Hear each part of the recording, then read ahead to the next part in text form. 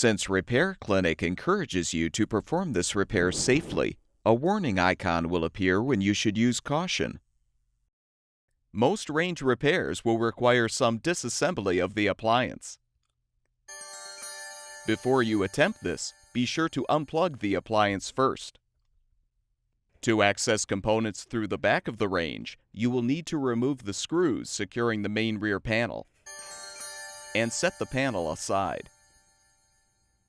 Some models will have a separate panel to access control board components. When the repair is complete, replace the panel or panels and secure the screws.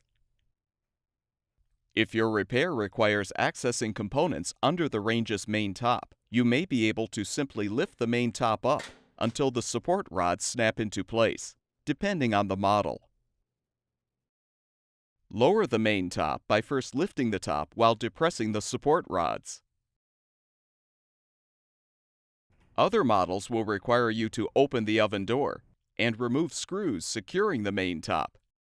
Once the screws are removed, close the oven door and lift the main top up. You should use a sturdy object to support it. On some models, you can remove the main top completely by first uninstalling the burner assemblies. To do this, remove the screws securing the burner cross braces to the main top. Set the cross braces and burners aside and pull the main top away from the rear panel.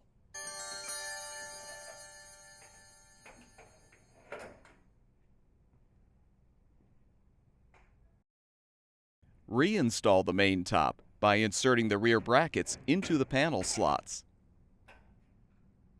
Support the top as you reattach the burner assemblies by positioning the cross braces and securing the screws. Now, remove the support and lower the main top. Secure the main top by reinstalling the screws.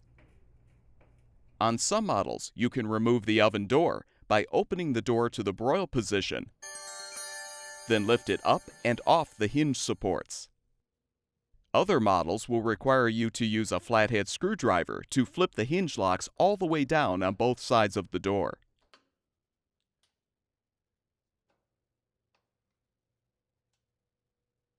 You can now lift the door up and out.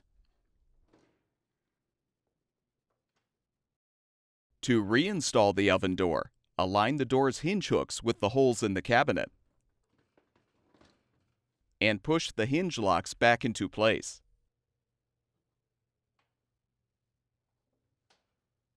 Or, if applicable to your model, simply align the door with the hinge supports and push the door into position.